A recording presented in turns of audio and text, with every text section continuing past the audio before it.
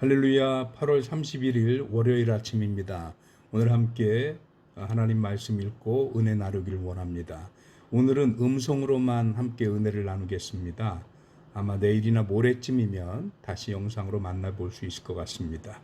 오늘 함께 나누고자 하는 말씀은 신명기 26장 1절부터 11절까지 말씀입니다. 여러분 성경 찾으셔도 좋고요. 아니면 제가 잘 또박또박 읽어드릴 테니까 귀 기울이셔서 들으셔도 좋습니다. 신명기 26장 1절부터 11절까지 말씀입니다. 내 하나님 여호와께서 내게 기업으로 주어 차지하게 하실 땅에 내가 들어가 거기에 거주할 때에 내 하나님 여호와께서 내게 주신 땅에서 그 토지의 모든 소산의 만물을 거둔 후에 그것을 가져다가 광주리에 담고 내 하나님 여호와께서 그의 이름을 두시려고 택하신 곳으로 그것을 가지고 가서 그때의 제사장에게 나아가 그에게 이르기를 내가 오늘 당신의 하나님 여호와께 아뢰나이다. 내가 여호와께서 우리에게 주시겠다고 우리 조상들에게 맹세하신 땅에 이르렀나이다 할 것이요. 제사장은 내 손에서 그 광주리를 받아서 내 하나님 여호와의 제단 앞에 놓을 것이며 너는 또 내 하나님 여호와 앞에 아뢰기를 내 조상의 방랑하는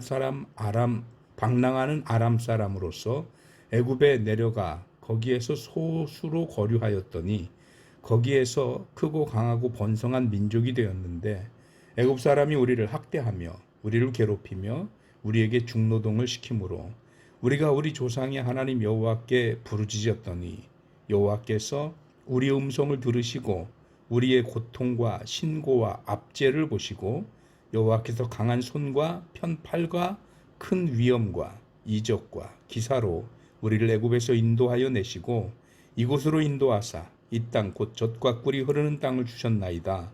여호와께서 이제 내가 주께서 내게 주신 토지 소산의 만물을 가져왔나이다 하고 너는 그것을 내 하나님 여호와 앞에 두고 내 하나님 여호와 앞에 경배할 것이며 내 하나님 여호와께서 너와 내 집에 주신 모든 복으로 말미암아 너는 레위인과 너희 가운데 거류하는 객과 함께 즐거워할지라. 아멘.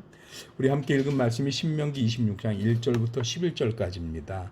이 말씀으로 오늘 모든 것이 은혜입니다 라는 제목으로 하나님 말씀 나눌 텐데요. 오늘 말씀은 이스라엘이 앞으로 가나안에 거주하게 되면 그 토지에서 생겨나는 토지 소산이 발생했을 때 어떻게 해야 하는지에 대한 말씀입니다. 여기서 말하는 토지 가나안 땅 맞지요? 이 가나안 땅이 어떤 땅입니까? 하나님께서 이스라엘의 조상들에게 약속하셨던 약속의 땅. 그런가 하면 하나님의 인도하심으로 말미암아서 이스라엘의 능력에 과분한 것임에도 불구하고 하나님의 은혜로 들어갈 수 있었던 은혜의 땅. 그리고 하나님이 그 땅에 놀라운 하나님의 은혜를 허락해 놓으심으로 말미암아 이스라엘이 그렇게 꿈꿨던 이스라엘의 영원한 본향이자 젖과 꿀이 흐르는 땅이 바로 이 가나안 땅이죠. 근데 이 땅은 말 그대로 원래부터 이스라엘 사람들이 살던 땅은 아닙니다. 부모 대대로 물려받은 게 아니고요. 하나님이 이스라엘에게 주시겠다 하고 약속하신 땅인 거죠. 그래서 이 애굽에서 종살이 하고 있는 이스라엘 백성들을 오늘 성경 우리가 읽은 부분에서도 나와 있지만 하나님이 그 이스라엘을 이끌어내시고 그 광야길을 인도하시고 지내게 하시며 그리고 마침내 가나안에 이르도록 하나님께서 이끌어 주시고 인도하신 거죠.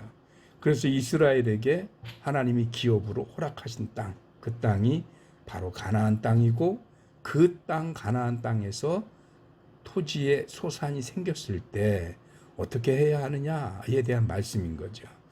가나안 땅에서 토지 소산이 생겼다? 이건 뭐 당연히 하나님의 은혜죠. 그런데 그 은혜가 단순히 우리 일상적으로 생각하는 1년 농사 지은 것에 대해서 뭐 비와 햇빛을 주신 것에 대한 그런 은혜와 감사냐, 그 차원이 아니라는 겁니다. 오늘 모세는 이 토지를 어떻게 차지했고 어떻게 이 토지에 들어갔으며 이 토지가 어떻게 이스라엘의 기업이 됐는지를 다 거론하면서 그러면서 하나님 앞에 그 첫 만물을 드리라고 얘기하는 겁니다. 무슨 말이냐면 지금까지의 모든 가나안으로 가는 여정과 그 여정 속에 함께 하셨던 하나님의 손길, 또 인도하심, 역사, 또 온갖 기적과 이적, 이 모든 것들을 한번 생각해 보면 지금 여기서 우리가 가나안 땅에서 열매를 거두고 첫 곡식을 수확하는 이것은 그저 단순히 농사져서 한 해 수확한 것과는 비교도 안 되는 어마어마한 은혜인 거죠. 그래서 그것을 기억하기 위해서 맨 처음뿐만 아니라 이제 이 토지에서 소산이 발생할 때마다 어떻게 해야 되느냐, 그 첫 만물을 하나님께 드려야 한다라는 것입니다. 그래서 이 첫 열매를 하나님 앞에 드리는 것, 이 만물을 하나님 앞에 드리는 것은 단순히 한 해 농사에 대한 감사 이상의 의미를 가지고 있다는 겁니다. 언어적으로도 그렇습니다. 이 만물이라고 하는 이 단어가 히브리어로는 레시트라는 단어가 쓰여졌어요. 그런데 이 레시트라는 단어가 뭐 처음 것, 첫 것 이런 의미도 있지만 동시에 어떤 의미도 가지고 있냐면 시작하는 또는 출발 이런 뜻도 가지고 있어요. 그러니까 무슨 말이냐면 지금까지 가나안 땅에 오게 하셨고 그 가나안 땅에 정착하게 하신 하나님의 은혜로 이 첫 열매를 거둔 것도 감사하지만 이게 끝이 아니고 이 첫 열매를 시작으로 하나님의 은혜는 계속해서 함께 하시고 계속해서 이어질 것이다 하는 것이 이 처음 것, 만물이라고 하는 레시트라고 하는 단어에 담겨져 있습니다. 그렇게 생각하면 이스라엘의 구원도 또 광야의 그 모든 여정과 그 기적도 또 이 새 땅을 허락하시고 이 땅을 기업으로 삼게 하신 것도 하나님의 은혜이고 이 땅에 와서 농사를 짓고 그리고 온갖 우여곡절 끝에 이렇게 첫 수확을 하는 것도 하나님의 은혜이며 이 첫 수확과 더불어서 이 가나안 땅에서 앞으로 살아가야 할 시간도 하나님의 은혜다. 쉽게 말해 이스라엘의 과거도 현재도 미래도 모든 것이 하나님의 은혜 안에서 이루어진다라는 것입니다. 그래서 오늘 말씀을 묵상하다가 아 그렇구나 해서 오늘 제목이 모든 것이 은혜입니다 라는 제목을 잡게 된 겁니다. 이스라엘만 그럴까요? 우리는 어떻습니까? 우리의 삶도 그렇습니다. 우리가 살다 보면 우리 인생에 좋은 일, 나쁜 일, 또 힘든 일, 위기 이런 게 닥쳐오죠. 아마 요즘 코로나 사태에 또 홍수에 이런저런 일들이 겹쳐지면서 여러분들에게는 상당한 괴로움이자 위기가 아닐까 그런 생각도 해봅니다. 그런데 이 모든 것도 뭐냐? 그것을 지나게 하시는 분도 이기게 하시는 분도 극복하게 하시는 분도 하나님이신 줄 믿습니다. 이스라엘이 광야의 그 여정을 지나오면서는 그 순간순간이 얼마나 힘들었어요. 그래서 아유 너무 힘들어서 다시 애굽으로 갔으면 그렇게 말했을 때가 여러 번 있었단 말이죠.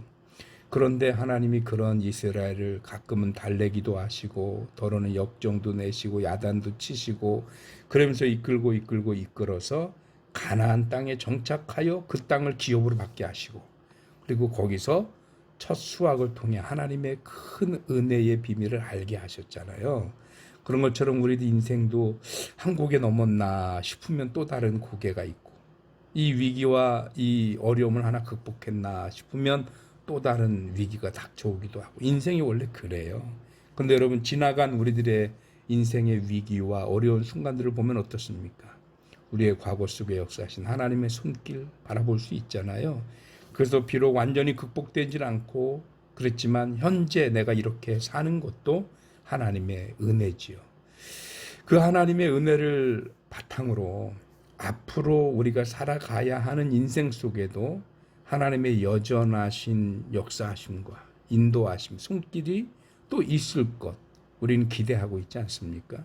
그러고 보면 이스라엘만 과거와 현재 미래를 담아서 하나님 앞에 감사하고 은혜라고 제물을 드리는 것만이 아니라 우리들 삶 속에도 역사하시는 하나님의 손길이 과거에도 오늘이 있기까지도 그리고 앞으로도 함께 하실 것임을 기억하면서 우리 하나님 앞에 감사하고 더 하나님께 집중하고 오늘 이스라엘이 이 첫 소산에 대한 첫 열매를 하나님 앞에 가지고 와서 하나님 앞에 두고 맹세하잖아요.